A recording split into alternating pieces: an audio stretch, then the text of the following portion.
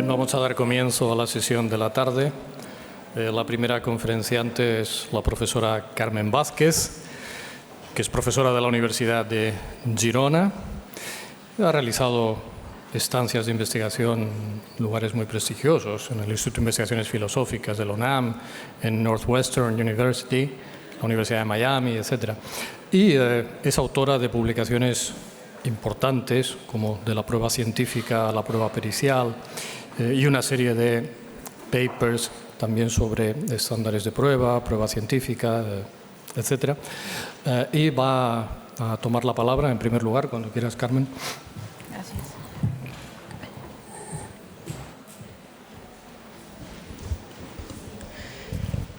Muy buenas tardes a todos.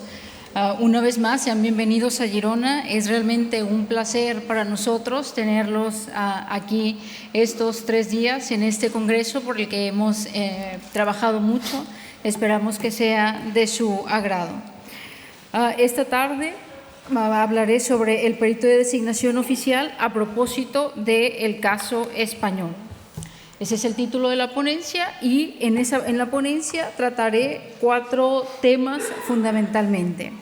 La tradicional preferencia por los peritos de designación judicial en sistemas de tradición romano-germánica, la ley de enjuiciamiento civil española como uno de los ejemplos o tomada como ejemplo de un sistema claramente que tiene una preferencia o ha tenido tradicionalmente una preferencia por los peritos de designación judicial.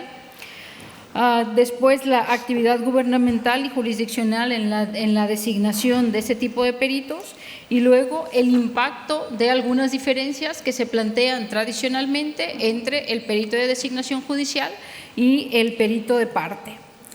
Es una ponencia un tanto crítica, no solo con la figura del perito de designación judicial, sino con la diferencia entre el perito de designación judicial y el perito de parte, como intentaré desarrollar en los siguientes minutos.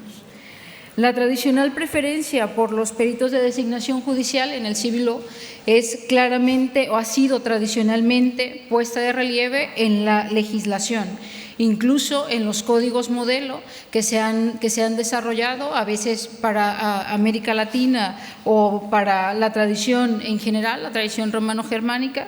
Hay claramente una cuestión conceptual en la cual se le ha designado perito al perito de designación judicial. Las partes tradicionalmente habían tenido la posibilidad de nombrar expertos, pero esos expertos habían funcionado como una suerte de asesores, no de peritos. Es decir, esos asesores podían cuestionar y presenciar lo que el perito de designación judicial realizaba, pero no tener acceso directo al objeto que constituía el peritaje. En nuestros códigos también tradicionalmente se ha considerado que cualquier perito, sea el perito de designación judicial, sea el perito de parte, tiene un deber de imparcialidad. Incluso los peritos de parte tendrían este deber de imparcialidad ante los jueces. Ese deber de imparcialidad en general se ha establecido en términos sumamente genéricos, sumamente amplios. No se han establecido claramente cuáles serían esas obligaciones más allá de, por ejemplo, tomar en consideración toda la información, bien sea que le favorezca o no a la parte que ha contratado a un perito de parte. También se ha regulado tradicionalmente como causales de recusación de los peritos las mismas causales que rigen la función de los jueces. Es decir, por las mismas causas que se puede recusar a un juez, se puede recusar a un perito.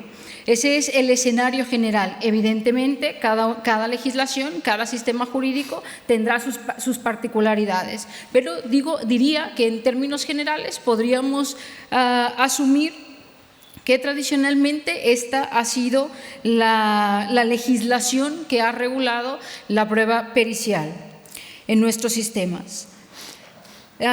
Esa preferencia no solamente se ha visto o ha impactado a la legislación, sino también, evidentemente, a los propios jueces. En España, por ejemplo, hay varias tesis jurisprudenciales del propio Tribunal Supremo en el que atribuyen mayor valor probatorio a un perito de designación judicial porque el argumento principal es seleccionado de forma imparcial. Entonces, dado que un perito de designación judicial es seleccionado de esa manera y no participan las partes en ello, entonces se le atribuye a priori mayor valor probatorio en atención a estos criterios jurisprudenciales. Al menos en el caso español, la jurisprudencia tampoco es clara en esa línea, hay muchos criterios al respecto, pero también están los criterios opuestos en donde dicen que no necesariamente el perito de designación judicial tiene en sí mismo un mayor valor probatorio, pero la jurisprudencia existe y es utilizada. Cuando se han hecho estudios empíricos para preguntar a los jueces sobre su preferencia por unos u otros tipos de peritos, los estudios son claros. Por ejemplo, el Consejo General del Poder Judicial en el 2015, preguntando sobre cuál sería, en opinión de los jueces, una de las formas en que se podría mejorar la administración de justicia en materia de delincuencia económica o relacionada con la corrupción, un amplio porcentaje de ellos dijo que habría que crear un órgano de peritos que trabajaran directamente para los jueces sin que hubiese ninguna relación de estos peritos con las partes, es decir, peritos judiciales o peritos oficiales. Hay otros trabajos empíricos que muestran, ese es un trabajo del 2005, cuando le preguntan a los jueces cuál es la relevancia, en este caso este trabajo es sobre la prueba pericial económica, y le preguntan a los jueces cuál es la relevancia de las pruebas periciales y, por ejemplo, el 73% de los jueces dice las pruebas periciales son muy relevantes en este tipo de casos, pero lo son sobre todo cuando el perito es de designación judicial, el 73% de los jueces. Después, por ejemplo, cuando les preguntan, ¿considera que el perito de parte actúa generalmente con el grado necesario de independencia y objetividad? Y dicen, bueno, el 33% en la mayoría de las ocasiones, en pocas ocasiones el 48%, casi nunca el 19%, siempre solo un 2%.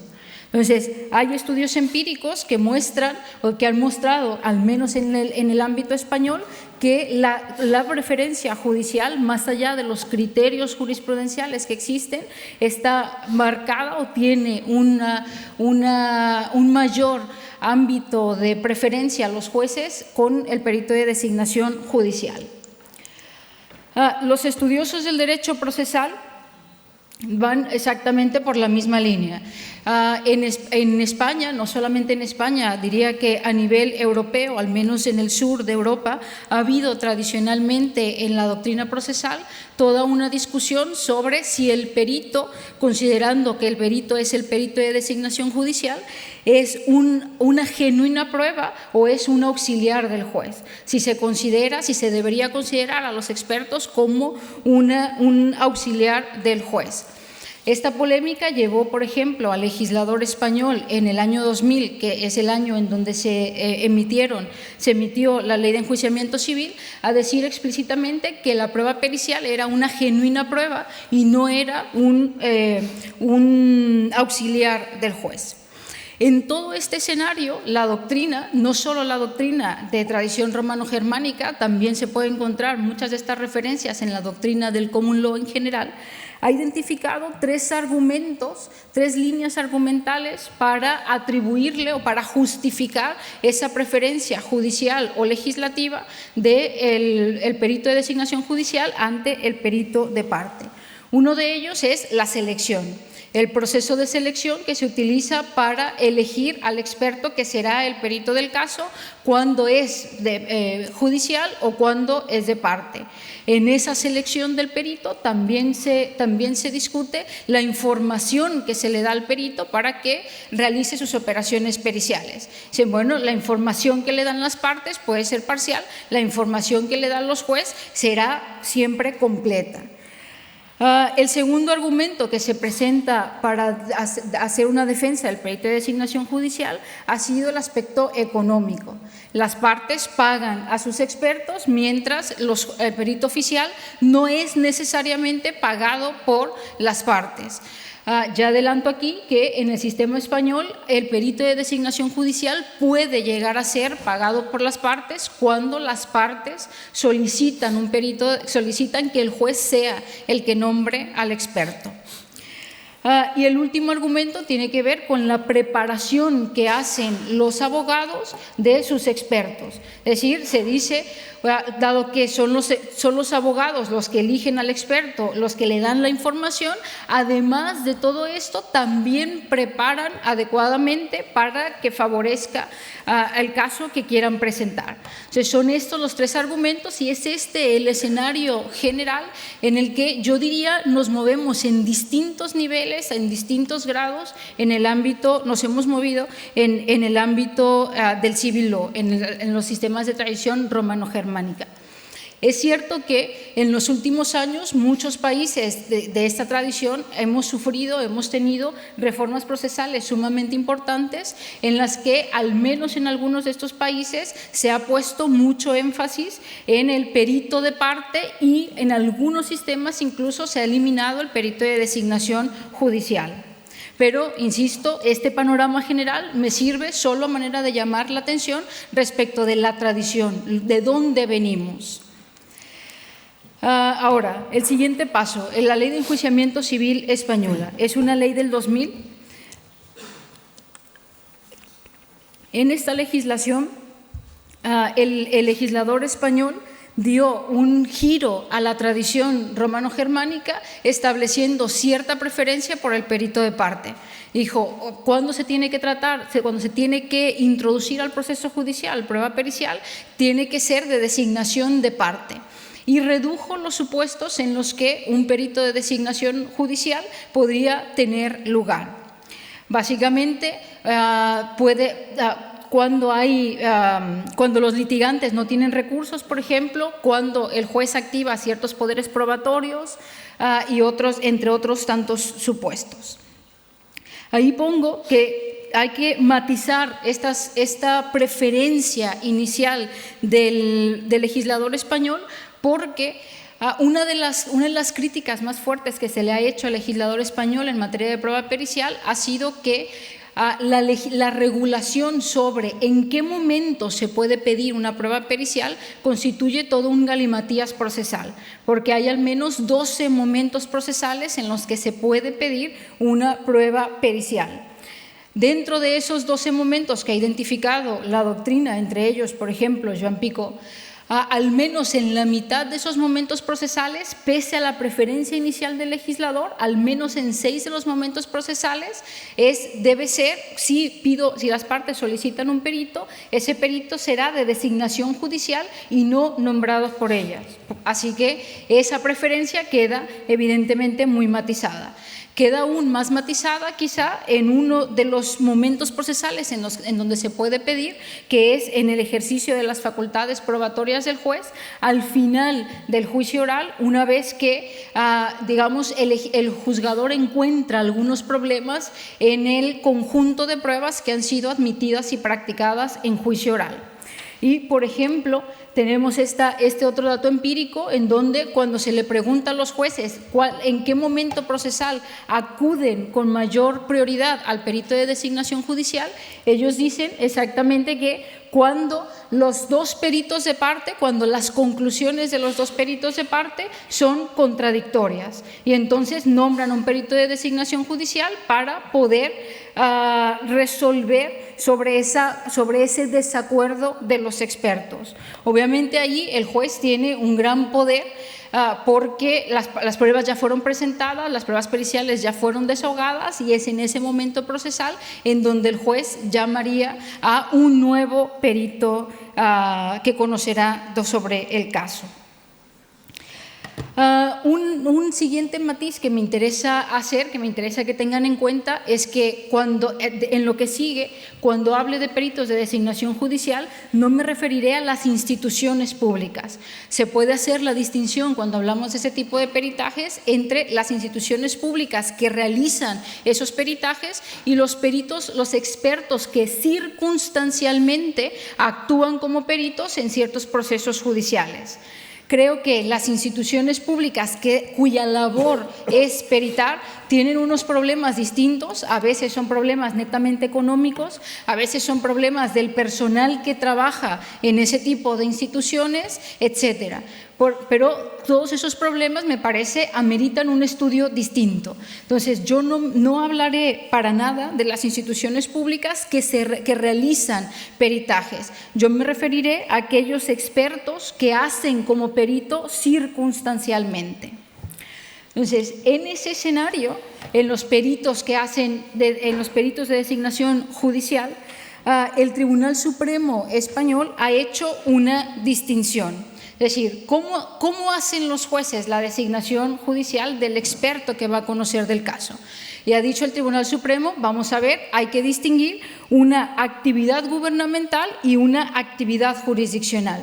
La actividad gubernamental consistirá entonces en poner a disposición de los jueces los posibles peritos, que en muchos de los sistemas de tradición romano-germánica esto se traduce en que los jueces tienen listas de expertos dispuestos a peritar, o un conjunto de listados con diferentes especialidades y subespecialidades de expertos que circunstancialmente podrían hacer de peritos de designación judicial. Mientras la actividad jurisdiccional, por otro lado, consistiría en la selección del experto que va a fungir como perito en el caso concreto. Vamos primero a la actividad gubernamental. Los listados de peritos. Hay al menos dos opciones y hay dos formas en las que se ha llevado en diferentes sistemas jurídicos la realización de este tipo de listados. Uno de ellos es por convocatoria abierta de los poderes judiciales para que cualquier experto que esté disponible pueda participar, pueda formar parte de ese listado que luego tendrán los jueces. Hay una segunda opción y que esa segunda opción es la que se ha asumido en España, el legislador español y toda la práctica española, que es los propios expertos hacen esas listas. A priori parece haber una diferencia importante entre que esos listados sean conformados por legos en una suerte de proceso netamente administrativo en donde se revisa el cumplimiento de los requisitos netamente formales como títulos, años de experiencia, ausencia de antecedentes penales, etcétera. Y otros listados que realizan los expertos en donde se podría esperar que los expertos tuviesen un mayor control sobre quiénes van a conformar esos listados de posibles peritos. En el caso español, aquí hubo toda una discusión, o ha habido en los últimos años una discusión que no ha sido muy conocida por el ámbito judicial porque ha estado más bien tras bambalinas. Porque inicialmente el propio legislador y varios documentos emitidos por el Consejo General del Poder Judicial, que es el órgano gubernamental, habían dicho que esos listados de expertos tendrían que ser presentados por los colegios profesionales. Los colegios profesionales son instituciones de interés público en España que tienen la obligación de controlar el ejercicio de la profesión. Después hubo una serie de demandas de asociaciones de expertos, es decir, de grupos de expertos privados. Algunas veces estas asociaciones tenían dedicados a disciplinas con credenciales, digamos, informales, no universitarias, por decirlo de alguna manera, en las que ellos también diciendo, señores jueces, nosotros también queremos participar y tenemos derecho a participar. Hubo varias decisiones del Tribunal Supremo e influyó también en alguna medida alguna reglamentación europea que liberalizó en cierto sentido la obligación en la colegiación, sobre todo en algunas profesiones. ¿Qué tuvo como impacto esto? Que entonces el Poder Judicial español abriera la posibilidad a cualquier grupo de expertos para que enviaran el listado de posibles peritos. Una asociación en España se puede conformar a partir de 3 personas. Entonces, 3 personas que se asocian para formar una asociación pueden decidir enviar anualmente su listado de expertos al Poder Judicial para que conformen ese listado de posibles peritos de designación judicial. Con este cambio, los poderes judiciales en España, los diferentes órganos del Poder Judicial, mejor dicho, empezaron a verse en la necesidad de gestionar casi el doble de listados de los que tradicionalmente venían recibiendo. E hicieron diferentes gestiones administrativas para llevar a cabo la tarea de la mejor manera en la que pudieron entender. Entre esa tarea, por ejemplo, terminaron delegando toda la tarea gubernamental a los gobiernos de las comunidades autónomas. Entonces, son los gobiernos de las comunidades autónomas los que ahora gestionan esos listados. Esas comunidades autónomas lo que hacen ahora, el primer paso, es especificar una lista de especialidades y subespecialidades en donde son los propios peritos o las propias asociaciones y colegios de profesionales los que introducen su información y dicen: a mí me tendrías que clasificar aquí o allá, en esta clasificación. Bueno, este es un ejemplo de la Comunidad Valenciana y la Comunidad Catalana, ¿no? De especialidades y subespecialidades que la Administración ha considerado como buena clasificación para tener esos listados. ¿Cómo entran? ¿Cuáles son los controles que hay por parte de las asociaciones o por parte de los colegios respecto de sus miembros que quieren formar estos listados de designación judicial, estos listados de posibles peritos? Depende de cada asociación, depende de cada colegio. No hay una regulación común. Hay colegios que tienen regulado, que tienen un procedimiento especial para que sus miembros puedan conformar ese listado. Hay colegios en donde no se conoce si lo tienen o no, y hay colegios que directamente no lo tienen, colegios y asociaciones donde no lo tienen. Una excepción, por ejemplo, que lo tiene y es público, es el Colegio de Médicos de Madrid, en donde cada experto que quiere conformar su listado tiene que pasar por 2 comisiones, una comisión sustantiva que evalúa cuáles son sus credenciales, cuál es su grado de actualización del médico que quiere formar el listado, y una deontológica para intentar evitar o intentar al menos identificar posibles parcialidades o posibles intereses de conflicto que pudiese llegar a tener un perito, un experto que va a conformar ese listado. Pero, insisto, esta es una excepción, no es la regla y no hay una regulación al respecto. Para saber qué hace cada una de las asociaciones, qué hace cada uno de los colegios, habría que ir a ver efectivamente qué dicen sus estatutos y luego si efectivamente lo controlan o no lo controlan. ¿Qué criterios utilizan para esto? Las credenciales, ¿no? Credenciales netamente formales en general. Con la novedad aquí que las asociaciones se han convertido en algo así, déjenme decirlo de esta manera, con disculpa de las asociaciones, como en máquinas expendedoras de títulos, en donde las asociaciones lo que hacen es: usted, señor experto, tiene un título en tal cosa, pero yo le voy a vender al menos 2 cursos. Un curso en donde usted va a adquirir los conocimientos jurídicos necesarios para realizar su labor, cuando no, un curso de 6 meses para que usted, abogado, usted médico, usted lo que sea de profesión, aprenda grafología, por ejemplo. Entonces, las propias asociaciones se han convertido en quien da el título y a la vez quien conforma los listados de expertos que pudieran ser potencialmente de designación judicial.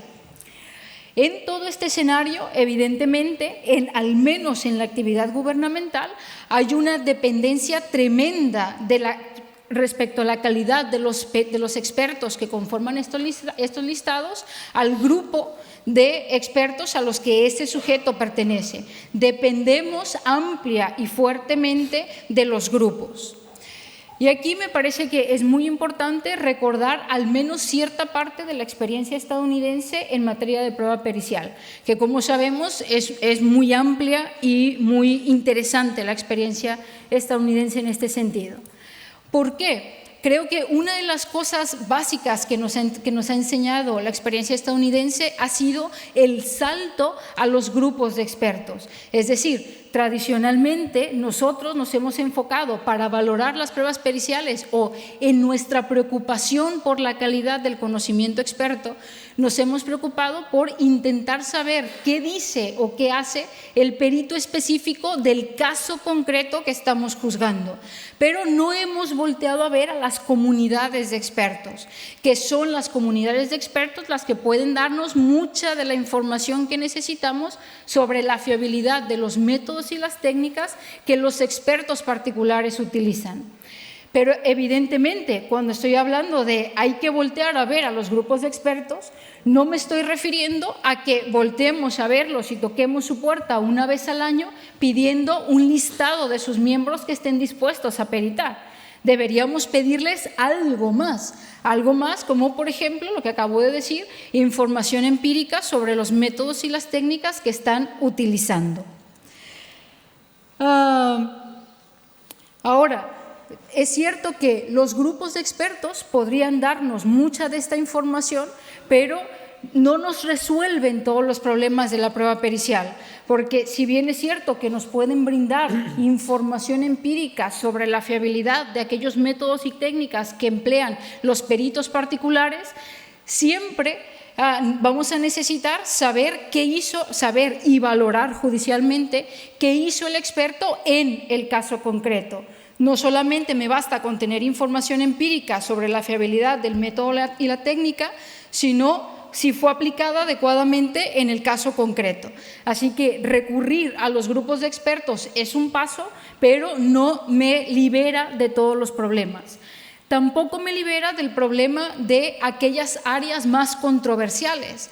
Evidentemente, si yo voy a un grupo de homeópatas, por ejemplo, a preguntar sobre la fiabilidad de la homeopatía, difícilmente el grupo me va a decir que la homeopatía no es fiable. Entonces, no basta solo con preguntar a los expertos, a los grupos de expertos sobre la fiabilidad, sino otra vez la exigencia de información empírica sobre lo que están realizando. Ahora, esta es la situación entonces gubernamental. Tenemos y se conformó a final de cuentas, al menos en el ámbito español, todo un mercado de peritos de designación judicial. Normalmente, cuando hablamos del mercado de peritos, la literatura y en general la imaginación nos lleva al perito de parte, pero en el caso español el mercado de peritos resulta que es un mercado de peritos de designación judicial, no solo es un mercado de peritos de parte. Y es un escenario en donde se depende ampliamente de los grupos, pero donde no se les está pidiendo a los grupos lo que se les podría y debería pedir. Teniendo ese escenario, vamos al siguiente paso, que es la actividad jurisdiccional. Es decir, tenemos la actividad gubernamental, vamos a ver cómo se selecciona dentro de esos listados conformados de esa manera al experto, al perito del caso concreto. Resulta que anualmente en el ámbito español se hace un sorteo en donde se sortean en realidad las letras del abecedario. Si, supongamos, el sorteo se fija para el 2 de enero, si en ese sorteo sale la letra A, entonces el primer peritaje de designación judicial de la especialidad o de la subespecialidad que el caso requiera va a empezar por ese perito de designación judicial. Es decir, ¿quién selecciona al perito del caso concreto? La suerte. No hay una genuina designación judicial en el caso español. Lo único que hace el juez es firmar el documento de nombramiento de los expertos. En ese escenario, por ejemplo, se han desarrollado, evidentemente, estamos en la época de revolución de la informática. Han surgido varias herramientas informáticas, una de ellas, que vale la pena traer a colación, es de la Comunidad Valenciana. Es un sistema que se llama en valencià Bo Perit, que en castellano sería algo así como el buen perito, en donde a través de ese sistema se realiza la actividad gubernamental, es decir, se tienen los listados y toda la información, básicamente la información que aparece en esos listados es la titulación, los títulos oficiales, y luego el añadido que tiene este sistema en la Comunidad Valenciana es que el sistema directamente dice quién va a ser el perito de designación judicial. Ya ni siquiera es necesario, bueno, el sorteo se sigue haciendo porque hay que saber con qué letra vamos a empezar, pero el que nombra al perito en el caso concreto es este sistema. Entonces, el sistema español, dijimos al inicio, está basado en un mayor valor probatorio para el perito de designación judicial por su selección imparcial. Efectivamente, la suerte hace que la designación sea imparcial, la designación del perito sea imparcial. Por cierto, no necesariamente el perito así asignado es imparcial. Tampoco sabemos si el programa informático, si Bo Perit, tiene un sistema que vamos a dejarlo a la suerte. Habría que saber un poco más sobre la configuración del propio sistema informático para saber cómo, de hecho, funciona ese sistema. Entonces, planteado este contexto, ¿cuáles son los incentivos que tienen los participantes de esta práctica? Es decir, ¿qué incentivos tienen las partes, los jueces y los propios expertos? ¿Qué incentivos tienen las partes? Hemos dicho, bueno, en el sistema español está previsto, por ejemplo, que las partes cuando pidan una prueba pericial, pidan que el perito así nombrado sea de designación judicial y no elegirlos directamente ellos. Pero las partes piden este tipo de peritajes, pensé que traía un dato empírico, pero no. Sí, hay un amplio porcentaje, creo en torno al 25%, en donde las partes piden peritos de designación judicial. ¿Cuál sería el incentivo que encontramos en todo esto? ¿Qué incentivo podría tener las partes para, teniendo este sistema, renunciar a ciertos controles, incluso de calidad, de los expertos? El criterio jurisprudencial y la preferencia judicial por el perito de designación judicial. Si los jueces van a atribuir mayor valor probatorio a un perito de designación judicial, necesariamente con independencia de lo que yo gaste en dinero y otro tipo de recursos para nombrar un experto, entonces muy probablemente mi mejor estrategia sea pedir un experto de designación judicial y renunciar al control de un perito, a los controles que pudiese ejercer sobre un perito designado por mí mismo, por cada una de las partes. Los jueces, ¿cuál es el argumento principal que juegan en esto? Evidentemente su imparcialidad. Hay varias opiniones de los jueces respecto del funcionamiento actual del sistema o respecto del sistema en sí mismo, diciendo, es que es un sistema objetivo. Es un sistema en el que nuestra imparcialidad está garantizada. Sí, por supuesto, porque no haces nada.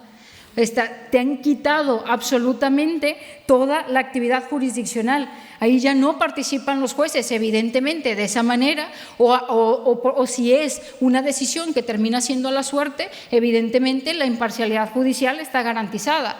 También estaría garantizada si tiraran una moneda al aire para decidir quién va a ser el experto que va a conocer del caso concreto.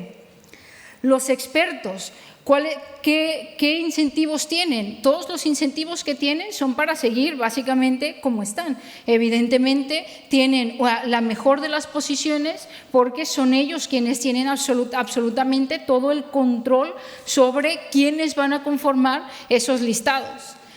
No tienen prácticamente incentivos negativos, digamos así. Es decir, no está previsto ni en la legislación ni a nivel jurisprudencial la opción de que a un experto ya no se le permita conformar parte del listado, dado que ha hecho una mala labor pericial o ha actuado de manera parcial o no es ni siquiera un genuino experto en la materia en la que dice que es.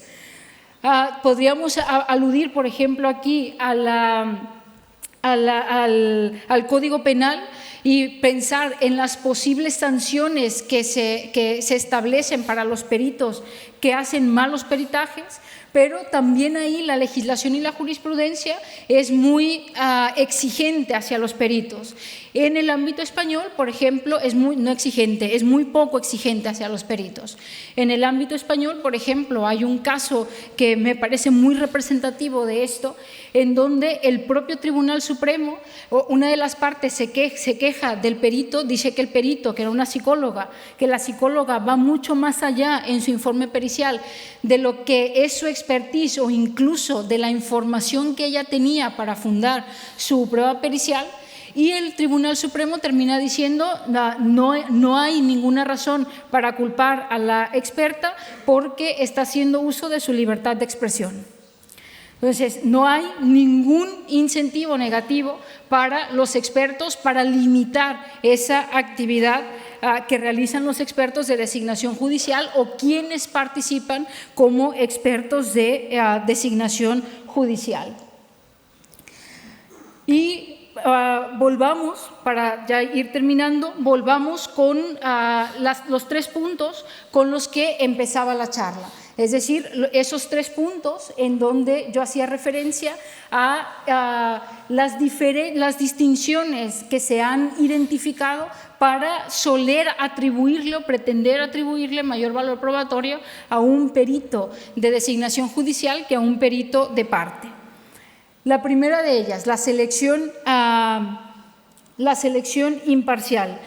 Evidentemente, si nos interesa, si nos parece una buena estrategia el tener listados de expertos dispuestos a peritar, necesitamos un mayor control de esos listados. Hay algunas iniciativas, incluso a nivel europeo, de asociaciones grandes de peritos a nivel europeo, en donde ellos también dicen y sugieren la creación de un órgano que realice esta función, este control. Es decir, que realice un control no solamente de cuáles son las credenciales formales que tienen los expertos, sino de cuáles son, por ejemplo, cuál es su experiencia como expertos, de cuál ha sido su comportamiento o cómo se han comportado en términos generales en el proceso judicial cuando han ido al proceso judicial. Este tipo de iniciativas también aboga, por ejemplo, por el establecimiento de controles y estudios empíricos a nivel grupal. Entonces, son iniciativas que pueden dar muchos frutos. Son iniciativas que suponen, si nos parece bien, tener ese tipo de listados, pero tomarnos esa actividad, como el Tribunal Supremo lo identificaba, esa actividad gubernamental, tomárnosla sumamente en serio. Es decir, saber quiénes están conformando esos listados, controlar quiénes lo conforman y saber el tipo de información que necesitamos que nos brinden, que es fundamentalmente sobre la calidad de los métodos y las técnicas que están utilizando los diversos expertos. Otra de las informaciones que se pudieran establecer en ese tipo de listados, que creo lo había mencionado ya, es qué han hecho los peritos cuando van a los casos concretos. Y aquí se han hecho varias actividades ya en este escenario en diferentes partes del mundo. Por ejemplo, en Chile, hay alguno de los órganos, me parece que es la Defensoría, que tiene también un banco de peritos, pide a los usuarios de esos expertos su opinión. Es decir, que diga el experto cómo se ha comportado el perito, si era un buen experto, si funcionó adecuadamente dentro del contexto jurisdiccional para el que fue nombrado, etcétera. Este tipo de información puede llegar a ser muy valiosa para conocer qué hacen de hecho los expertos que vienen al proceso judicial y tener información genérica sobre los métodos y las técnicas que están utilizando. Ahora, esto es un paso, no me soluciona los problemas de la prueba pericial. Insisto, una vez más, todavía tenemos que valorar qué hizo y qué dijo el perito en el caso concreto. Y tenemos que valorar también en la realización, o si pretendemos transitar por ese camino de listados y órganos de control de esos listados y los propios expertos, los costos que tienen que tendrían este tipo de mecanismos para la ayuda a los jueces. No podemos olvidar tampoco que aun cuando ese perito, aun cuando tengamos buenas listas de peritos, pensemos en un mundo ideal en donde tenemos a los mejores expertos conformando esos listados. Aún así, por ejemplo, cuando los expertos vienen a conocer de los casos concretos, hay que estar al tanto de sus sesgos cognitivos. Puede ser que en el proceso de conocimiento de esos expertos se nos cuelen algunos errores o algunos problemas para aquello que hace y dice el perito en el caso concreto. Entonces, veamos cómo, si optamos por esa solución, no es una solución, no es la solución, la panacea para la prueba pericial, puede ayudarnos a dar ciertos pasos para mejorar en la calidad de al menos cierto tipo de pruebas periciales, pero hay que pensar que si nos tomamos en serio este tipo de mecanismos es algo sumamente costoso. Siguiente punto. La información que le brindamos al experto para que realice su expertise. Y aquí creo hay un punto muy básico, muy elemental, que aunque sea muy elemental, no podemos dejarlo de lado, que es ¿qué le pedimos a los peritos en el caso concreto? Dicen por ahí, dicen en mi tierra, que en el pedir está el dar. Aquello que yo le pregunte al perito, los extremos del peritaje, la delimitación del peritaje es sumamente importante. En el caso español, la legislación no ayuda en nada, porque el perito de designación judicial, cuando el juez nombra al perito, cuando el juez pide el perito, se fijan los extremos del peritaje y luego no se pueden cambiar esos extremos. No puede haber una discusión del juez con los propios expertos para saber si esos extremos fijados previamente por el juez son los adecuados o no para conocer para el caso concreto. Ojo, sí puede haber una comunicación en el caso español cuando son las partes las que han pedido la designación judicial. Entonces, aquí tienes otra perversidad, si se quiere así, del sistema español.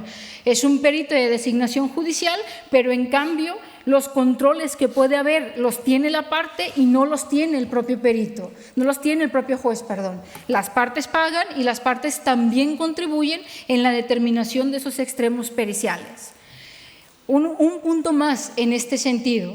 No solamente se trata de determinar adecuadamente qué le pedimos a los expertos, se trata de darle desde el principio la información relevante a los expertos para que realicen su tarea.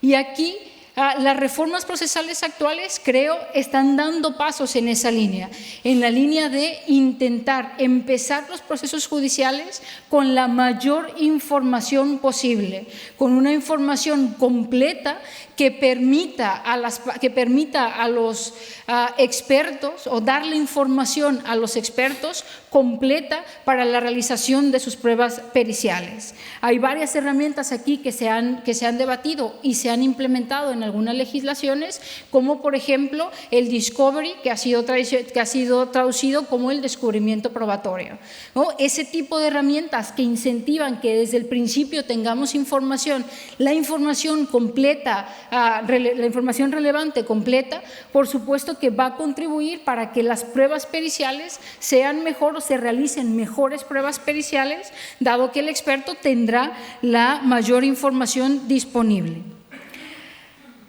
El pago a los expertos, a los peritos. Se pueden establecer, y de hecho se han establecido, diferentes controles judiciales para el pago de peritos de parte también. El sistema inglés es un ejemplo de ellos.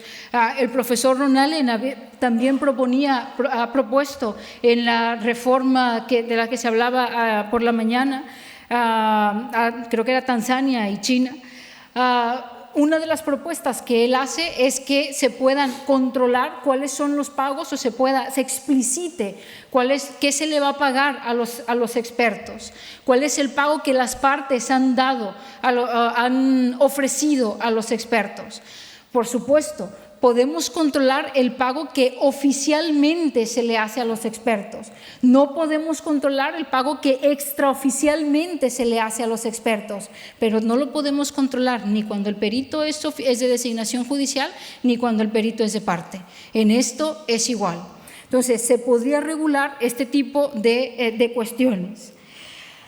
El último punto, la preparación de las partes. Es decir, que las partes preparan adecuadamente a los expertos para ganar el caso. Ya está muy bien que las partes preparen a los expertos deberían venir preparados en el conocimiento sobre el caso al contexto judicial.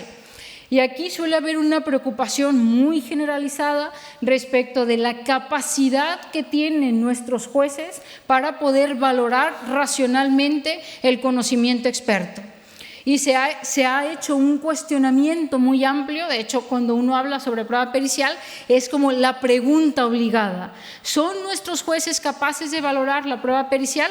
Sí, por supuesto, ha sido siempre mi respuesta. No solamente son capaces, sino que tienen la obligación.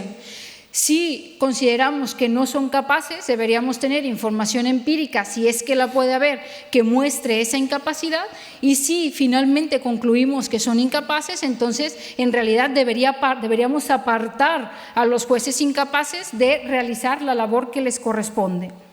En mi opinión, en lugar de cuestionarnos una y otra vez sobre la capacidad de nuestros jueces, deberíamos buscar las herramientas procesales adecuadas para que cumplan su función. ¿Y cuál es su función? Evidentemente, comprender lo que el experto está diciendo, ha hecho y ha afirmado en el caso concreto. La información genérica que yo puedo tener sobre la calidad de los métodos y las técnicas que utilizan es uno de los elementos, pero aún así el juez tiene que comprender qué hace el experto con ese método y esa técnica utilizada y cómo la ha utilizado en el caso concreto. Y creo que en esta área hay mucho por trabajar, al menos a nivel legislativo, que podemos pensar en diferentes herramientas que incentiven la comprensión de nuestros jueces.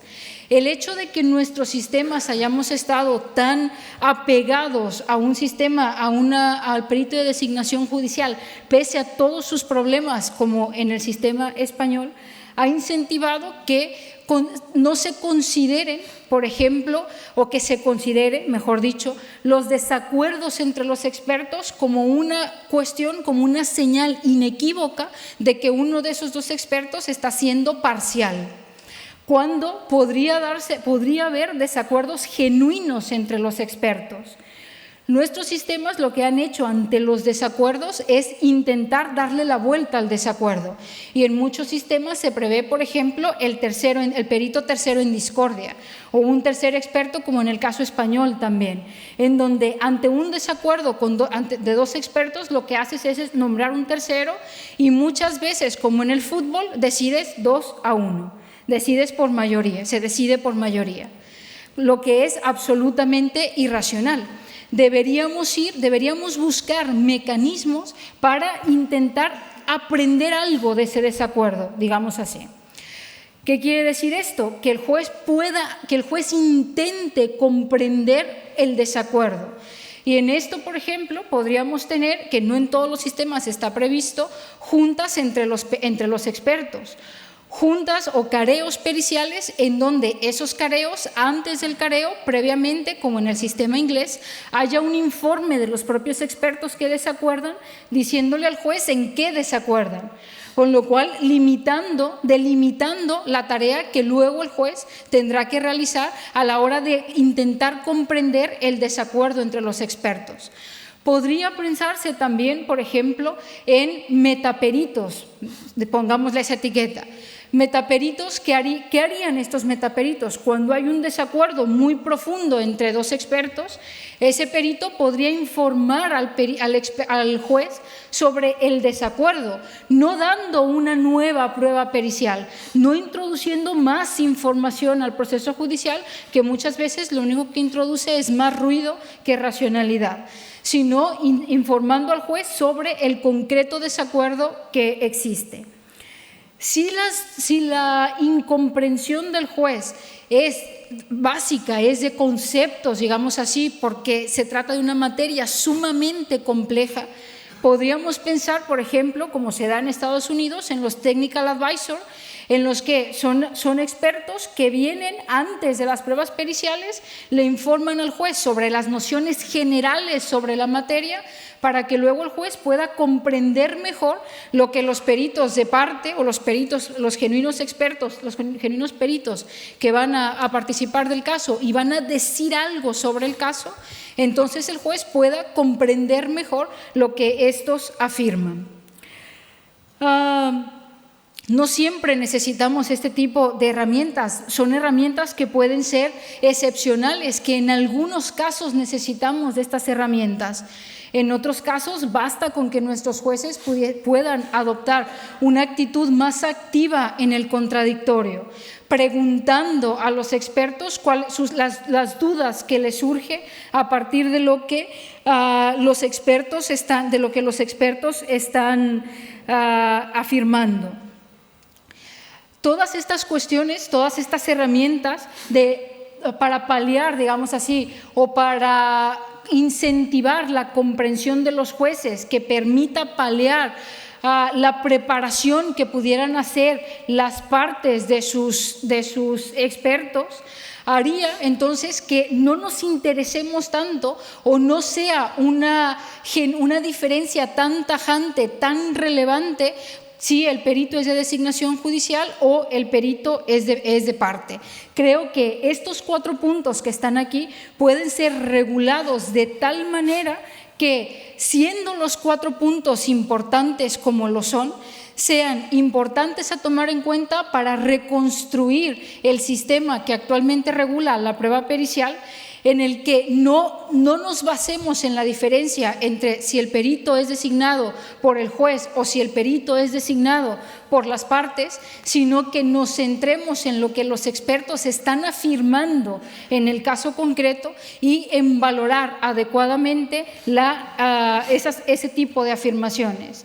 En definitiva, creo que estas herramientas nos llevarían por una práctica mucho más racional, por un uso mucho más racional del conocimiento experto para justificar las decisiones judiciales, que la gran etiqueta de la imparcialidad del perito de designación judicial, cuando ni siquiera nos hemos tomado la molestia de ver que hay tras bambalinas y ver sistemas tan irracionales como el que, en mi opinión, esta tarde os he presentado. Muchas gracias.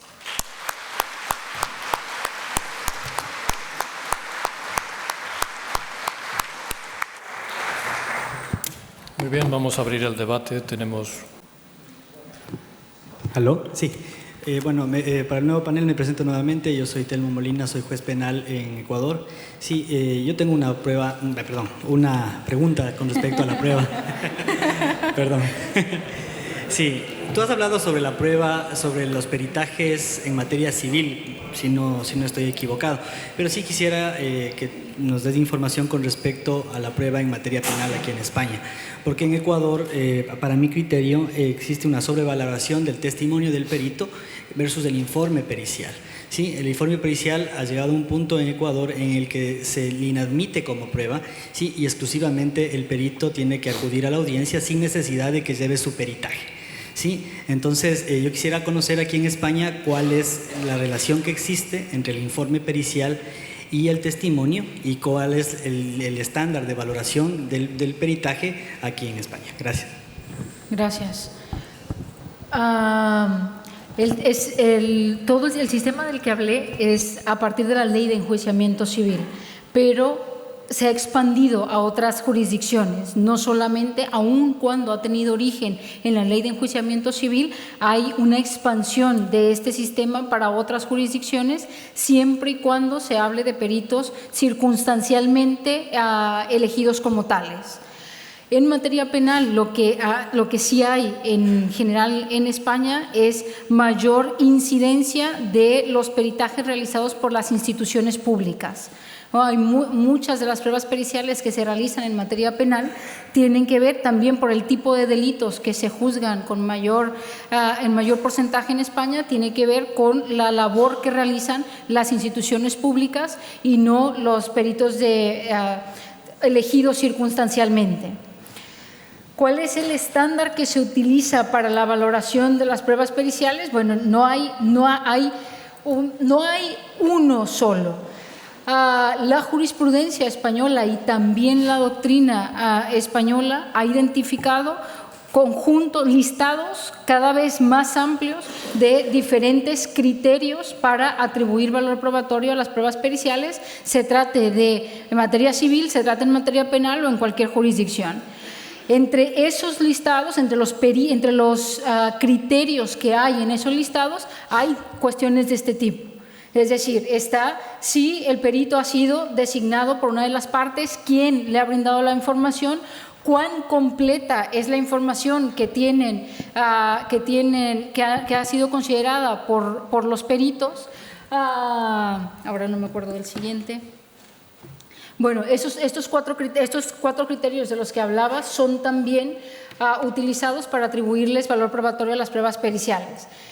Mi idea es que eso, dado que me parece son importantes para valorar la calidad de las pruebas periciales, no deberíamos usarlos para la valoración propiamente dicha, sino introducirlos en el propio ordenamiento para hacer una reforma estructural de la prueba pericial, digamos así.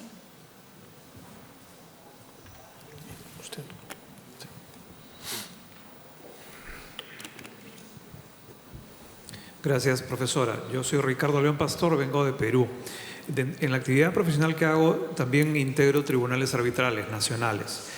Y en el arbitraje, como saben, hay una primera ventaja, ¿no? Y es que ante la renuncia a la competencia judicial, lo que tenemos es la posibilidad de que las partes en este proceso elijan, de acuerdo a su mejor saber y entender, con experiencia suficiente, aquellos profesionales que van a participar en el tribunal arbitral, donde en principio, y se supone que los que se sientan ahí en el tribunal son gentes que conocen del negocio. Sí. Lo segundo es que es un asunto completamente privado. En consecuencia, hay unas pocas reglas que establecen algunos centros de arbitrajes y el arbitraje es típicamente institucional. Mi pregunta viene en el siguiente sentido, para que amplíe, por favor, que algo dijo al respecto. ¿Qué pasaría si en este marco privado, donde el caso es enteramente de las partes, usualmente son partes sofisticadas, una de las partes pide que sea el tribunal arbitral el que designe al perito, en el entendido que, hasta donde entendemos los árbitros, la prueba la tienen que manejar las partes. El caso es de las partes y cada parte debe probar su caso. Sin embargo, nos piden esta designación al tribunal. De alguna manera, en su criterio, compromete esto al tribunal. El tribunal se pondría a hacer el trabajo de parte al designar a un perito. El tribunal podría decir, oiga, usted está pidiendo, usted quiere esa prueba pericial, consígase su perito de parte y pues ya veremos en los exámenes qué es lo que va a pasar. ¿Cuál es su opinión al respecto? Bueno, me parece en principio que es una cuestión normativa. Habría que ver qué dice aquellas reglas que regulan esa actividad, si se puede o no se puede hacer. Respecto a los efectos para la imparcialidad del decisor, suponiendo que el sistema lo permite, que lo prevé, me parece que no necesariamente puede haber una influencia para la imparcialidad, un impacto para la imparcialidad judicial. Creo que, como en cualquier decisión judicial, la imparcialidad del juez está ahí latente y hay que cuidar esa imparcialidad. Pero, en mi opinión, la manera en la que se puede cuidar esa imparcialidad cuando se le pide al decisor que designe al perito es siempre garantizando la actividad, la participación de las partes. Que las partes puedan, por ejemplo, ellas mismas podrían presentar un listado de posibles expertos con los que ellas estuviesen de acuerdo. Dentro de ese listado, entonces el decisor poder seleccionar al que considere más adecuado, siempre y cuando esos listados tengan toda la información relevante necesaria para hacer la designación. También que las partes tengan garantizado el hecho de que si el juez termina decidiendo Luis va a ser el perito y las partes saben que ese perito tiene un conflicto de interés, un tipo de parcialidad, entonces que tengan la oportunidad de señalar ese tipo de cuestiones. Entonces, me parece que está latente la imparcialidad judicial, está ahí en juego, pero como lo está en cualquier decisión judicial. Y la forma de garantizar esa imparcialidad judicial, en mi opinión, no pasa por quitarle la decisión al decisor, pasa por buscar los mecanismos, en este caso específico, a través de las partes y el proceso dialéctico entre los jueces y las partes, para que ellas también puedan participar adecuadamente de esa decisión judicial.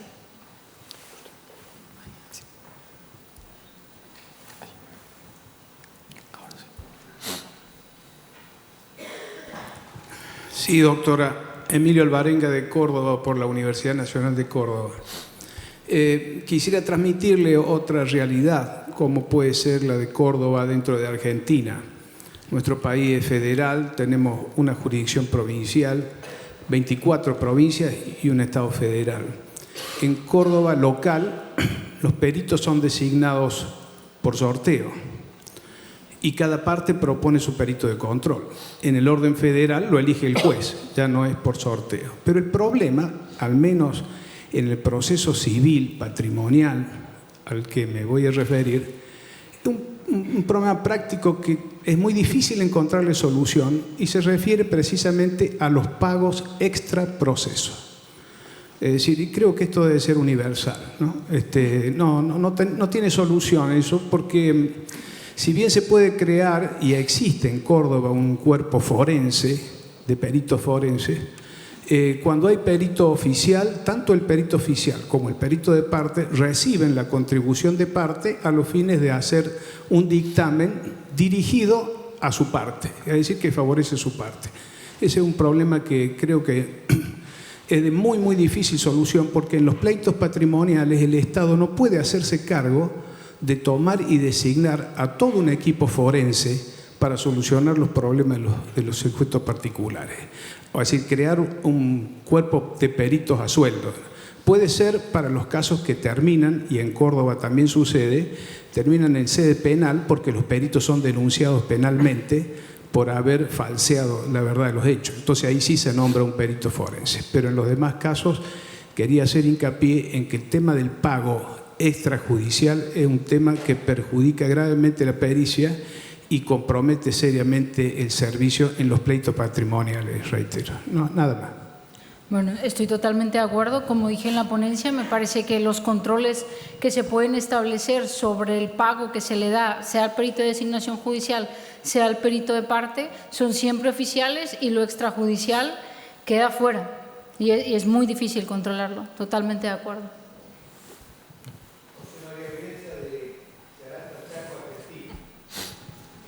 Pregunto, acá en la ley que usted mencionó, en la ley de enjuiciamiento española, ¿permite a las partes en litigio proponer un perito consultor de parte? La ley de enjuiciamiento civil española permite a las partes presentar su propio perito. O sea, como dije en la exposición, la LEC ha previsto una preferencia por el perito de parte sobre el perito de designación judicial, aun cuando luego encontremos bastantes matices en función del momento procesal en donde es presentada esa prueba. Está bien, gracias.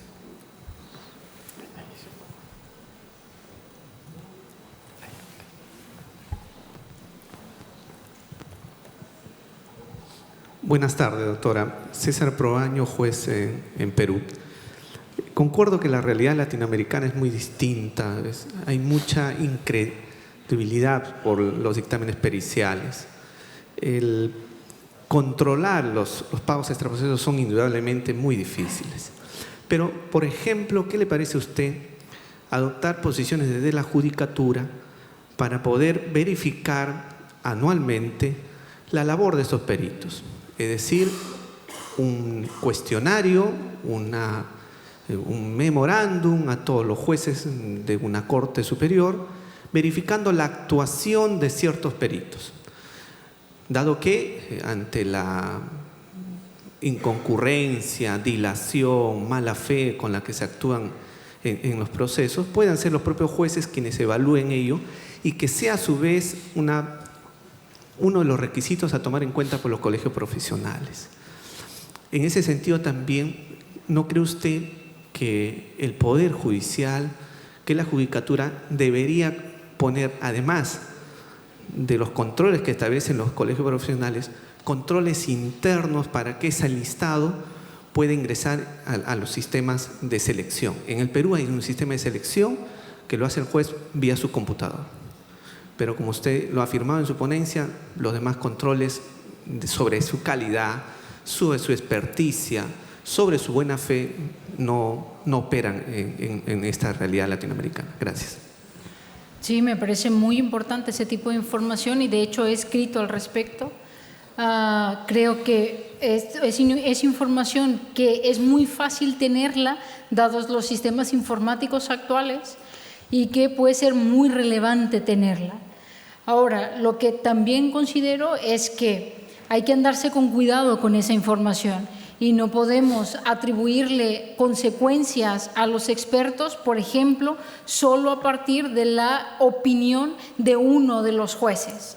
Entonces, tendríamos que tener un control un tanto más exhaustivo para decidir en qué momento, por ejemplo, supongamos en un sistema de listas, decidimos excluir al perito de las listas, no permitirle que vuelva a conformar las listas de peritos, o incluso ir más allá y establecer otro tipo de sanciones para esos expertos, ¿no? Entonces, me parece que sí, que es información relevante, que se puede tener, que se debería tener y ante la cual podría y debería haber consecuencias para los expertos que vienen a participar en el proceso judicial.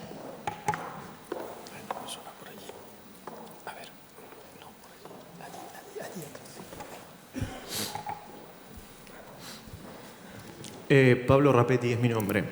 Yo tengo dos pequeñas cuestiones para hacer, dos pequeñas preguntas. La primera es una curiosidad más bien de índole de comprensión histórica, digamos así, y tiene que ver con cuáles crees que son las razones que han llevado a que, siendo que nos encontramos, como empezaste diciendo, en una tradición claramente favorable al perito de designación judicial, a este cambio en la legislación que, aunque matizado, parece que tiende a favorecer el modelo alternativo de designación de las partes. ¿Cuáles son las razones? Esta es la primera pregunta. Una hipótesis podría ser tal vez, que efectivamente están los problemas que vos has mencionado y que son los que llevan a querer cambiar de modelo, a querer apartarse de la tradición. Pero acá viene entonces la segunda consulta, que tiene que ver más bien con cuál es la intención que subyace a tu presentación. Cuando empezaste la exposición, yo creí que ibas a tratar de decir algo en favor del modelo de perito designado por partes, ¿sí? Los problemas que presentaste, me parece así intuitivamente, sin conocer en absoluto del asunto con profundidad, me parece que son problemas que también afectarán al sistema de acuerdo con el cual el modelo preferido es el de designación de las partes. Por ejemplo, la falta de controles sobre la calidad de los peritajes per se es un problema que me parece también afectará a los peritos que son designados por las partes y no por el juez. La idea de que haya que recurrir a tornar la vista, como vos dijiste, a las asociaciones de expertos, las agrupaciones públicas, no públicas de expertos, tanto a nivel intradisciplinar como interdisciplinar, parece que también será útil para evaluar la calidad de los peritos designados por las partes. Con lo cual, supongo, esa primera hipótesis para explicar el cambio legislativo tal vez no sea tan plausible. Entonces, entiendo por lo que dijiste luego que en realidad tu intención efectivamente no es abonar el modelo de designación de partes, sino perfeccionar en general el esquema de designación de peritos, sea finalmente por designación propiamente judicial, sea por apelación a lo que requieran las partes. Pero si este es el asunto, entonces me sigue pareciendo que la idea de la potencial mayor imparcialidad en la designación de los jueces sigue estando ahí presente. Creo que en tu exposición has puesto bien de relieve que no hay que tomarse esto como la panacea. El hecho de que los peritos sean designados por jueces y no por partes no garantiza per se absolutamente nada, pero yo diría, al menos no creo haber encontrado en tu presentación un argumento para derrotar esta idea de que potencialmente podemos razonablemente esperar un mayor grado de imparcialidad, sin que esto diga nada sobre las eventuales calidades técnicas, expertas de los peritajes, por supuesto, pero frente a la maximización de controles que vos proponés, frente a la optimización de los mecanismos, por ejemplo, para que los jueces tengan mayor capacidad de control y demás, yo todavía seguiría pensando, al menos hasta lo que te escuché decir ahora, que efectivamente seguirá, si esta maximización de controles se consiguiese en un mundo mejor que el que tenemos, seguirá estando ese mayor potencial de imparcialidad para el lado de la designación del juez y no para el lado de la designación de las partes. A menos, claro, que quieras agregar algo, digamos, para rebatir esto. Gracias. Gracias, Pablo. Las razones históricas del cambio creo que vienen desde diferentes sitios. En algunas de las líneas que se han dicho es las dificultades que supone el manejar un sistema de este tipo. Si te lo tomas en serio, es un sistema que lleva mucho trabajo y requiere mucho dinero. Entonces, dados esos problemas, dice, bueno, entonces vamos por el perito de designación de parte, por el que las partes seleccionen a su propio experto. Después hay otra de las líneas argumentales que hay en esto y que, en mi opinión, explica los cambios legislativos, al menos en algunas latitudes, para eliminar al perito de designación judicial, ha sido la idea de un sistema más adversarial, en donde las partes tienen el control de las pruebas en general y, por supuesto, de la prueba pericial en particular. Entonces, hay una línea argumental muy fuerte debatiendo e incentivando cambios en una línea más adversarial, eliminando aquellas instituciones que se han considerado histórica tradicionalmente como más propias de los sistemas inquisitivos. Así que al menos esos dos argumentos a nivel histórico te puedo dar. Sobre la siguiente, la falta de intención, y que te agradezco mucho que me hayas hecho esta pregunta porque tal vez no quedó lo suficientemente claro en mi presentación. Porque me parece que tú estás planteando la pregunta como en adversativo, y yo te diría que estoy totalmente de acuerdo con lo que acabas de decir en los diferentes niveles de lo que acabas de decir. La idea básica del paper, del trabajo, es si asumimos, como se ha asumido tradicionalmente, que la imparcialidad de origen de un experto, dado como ha sido seleccionado, netamente seleccionado, va a impactar en la calidad de lo que esos expertos realizan y en la valoración judicial que los jueces hacen de esos expertos, está todo mal. Ahora, si no asumimos que esa imparcialidad de los peritos de designación judicial tendrá efectos necesariamente en la calidad de lo que los expertos realizan y no tendrá efectos en la designación judicial, entonces hay que ver cuáles son los límites, cuáles son las consecuencias que puedo llegar a tener, que puedo llegar a derivar de un sistema de este tipo. Creo que en un sistema de este tipo, y cuando yo decía, si consideramos adecuado tener listados de expertos, me refería precisamente a estas cuestiones, en donde creo que una de las posibilidades, de los posibles aspectos positivos que pudiera llegar a tener o podamos seguir conservando de alguna manera con los listados de peritos, es el control sobre la calidad de los métodos y las técnicas que utilizan. y entonces poder excluir de esos listados, por ejemplo, ciertas áreas de conocimiento que son que son problemáticas o que no han demostrado a un nivel que nos parezca adecuado su fiabilidad. Pero si este es el aspecto positivo que pudieran llegar a tener los listados y ese control judicial respecto de, en armonía con las comunidades expertas, yo diría nos puede servir tanto para el perito de parte, tanto para el perito de designación judicial como para el perito de parte. No hay diferencia. Y lo mismo me pasa con los otros elementos. Los otros elementos como el pago. ¿Qué información se le brinda al experto para que realice su informe pericial? Etcétera, la preparación de las partes y demás. Creo que los mismos problemas se dan cuando es un perito de parte que cuando es un perito de designación judicial. Y lo que interesa en ambos lugares, para ambas figuras, es cómo regulamos.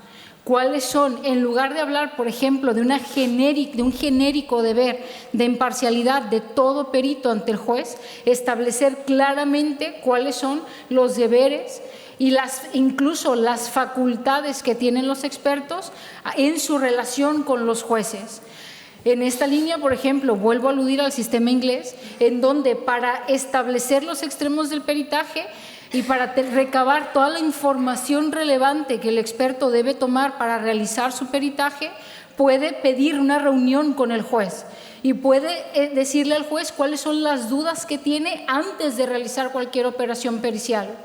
Entonces, tú tienes en nuestros sistemas criterios en donde te dicen, no, claro, es que el informe pericial del perito de parte dependió de lo que las partes le dijeron. Ya, pero es que normativamente no has previsto ni siquiera la posibilidad de que las partes puedan pedirle esto al juez. ¿Sí? Entonces, por eso en esa línea argumental va de modifiquemos el sistema a partir de estas tres cuestiones que nos parecen sumamente relevantes. Hay 7 personas más que han pedido la palabra, pero lamentablemente disponemos solo de 5 minutos más. No sé si alguien tiene la generosidad de renunciar a la palabra que ha pedido. Si no es así, lo que vamos a hacer es, además de pedirles, por favor, que sean extraordinariamente breves y muy concretos en las preguntas que formulen, las van a formular. Vamos a agrupar todas las preguntas y después la ponente puede contestar colectivamente a todas ellas. Bueno, voy a tratar de ser concreta. Gracias, Carmen. Zoraida García, de la Universidad Nacional Autónoma de México. A mí me parece que agradezco mucho tu ponencia porque tocar el tema del análisis de la prueba pericial es fundamental porque es una de las pruebas más difíciles de apreciar por parte de los jueces.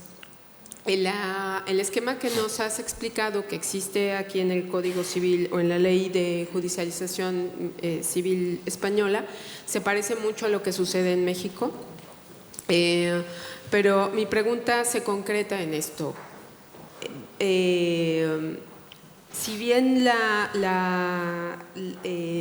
tú nos mencionaste que tu propuesta tu mayor preocupación en esta ponencia es plantear la necesidad de que haya una valoración lo más racional e imparcial posible de la prueba pericial por parte del juez, teniendo en cuenta varios factores. Y tú partes en tu ponencia de que estos factores tienen mucho que ver con la forma de designación. Yo veo muchos problemas alrededor de la prueba pericial en su valoración porque coincido en que no es nada más la forma de designación, porque estos mismos problemas se pueden dar en el perito de parte como en el perito oficial. En México se ha tratado de solucionar haciéndoles pruebas previas a los peritos oficiales para poderlos ingresar a las listas de peritos y las pruebas se han tratado de perfilar muy bien para el perito. Pero, ¿qué opinas tú? Me parece que por ahí has dicho en tu ponencia que además de las credenciales y de las actitudes que hayan tenido precedentes los peritos para valorar su participación en el juicio, tendría que valorarse las técnicas, lo has dicho así, y metodologías empleadas. Pero ¿cómo puede el juez valorar las pruebas y metodologías empleadas Cuando yo sé que es su mayor responsabilidad y no puede dejarlo de hacer, pero también no las conoce. Es un tipo de prueba que en las pruebas periciales que están fuera del conocimiento del juez, y entonces se suele fiar. Discúlpeme, pero tengo que rogarle que sea más breve. Ya, con eso basta. Gracias. ¿Hay alguien arriba? Sí.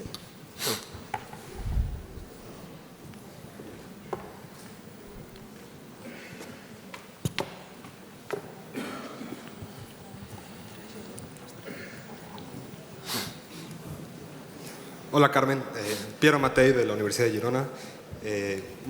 Me agradó mucho, hay un punto especial que me gustó pero que me genera problemas.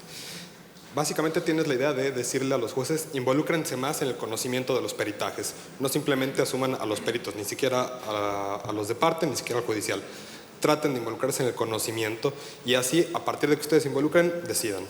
Pero hay un punto que a mí me genera escozor, y es que los conocimientos científicos siempre tienen un punto donde, aún entre expertos, el conocimiento, ¿cómo decirlo?, el debate es profundo. Lo voy a llevar a mi área. Imaginemos que en un caso pericial el debate es entre si las normas son iléticas o expresivas. Y entonces le dices al juez, a ver, involúcrese en el tema. Y entonces llamamos al siguiente perito, el perito en discordia.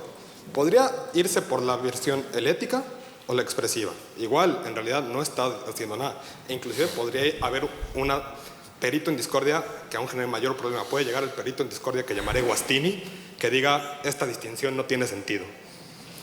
¿Qué le quedaría ahí al juez? Creo que esto sigue siendo un problema que a mí, tú como experta del tema, a mí me genera... quisiera saber por dónde lo llevarías. Gracias.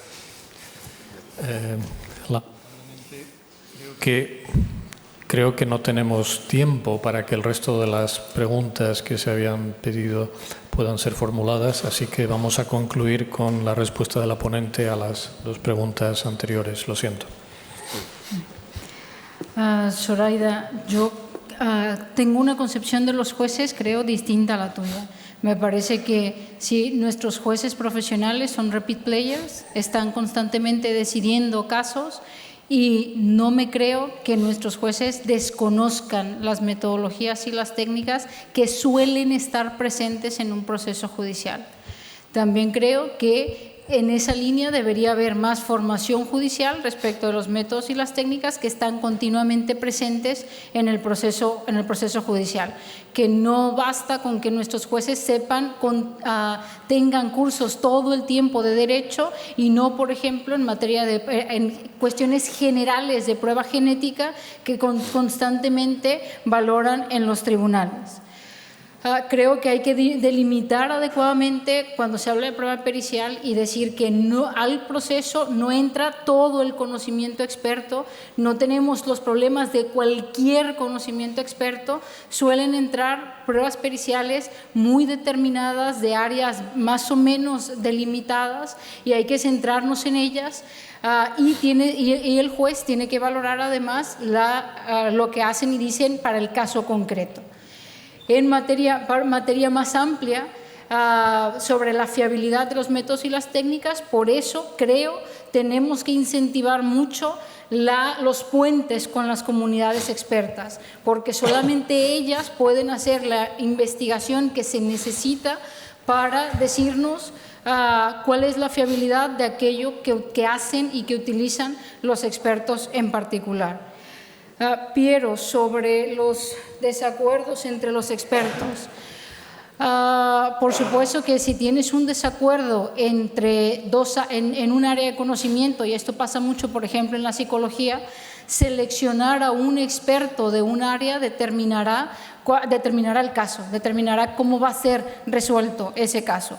Por eso es muy importante también potenciar y permitir la presentación de pruebas periciales también a las partes. De esa manera se puede introducir al proceso la otra perspectiva.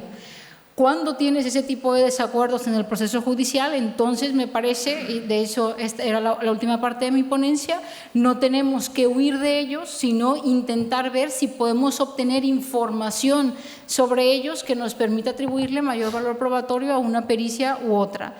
Si a final de cuentas y después de todos los esfuerzos que se puedan hacer para esto, dado que obviamente el juez no es un experto y no podrá resolver una controversia de ese tipo, un desacuerdo de ese tipo, entonces o tiene otras pruebas que puedan ayudarle a resolver el caso, o bien tiene carga de la prueba para resolver el caso como última ratio, digamos así. Muchas gracias.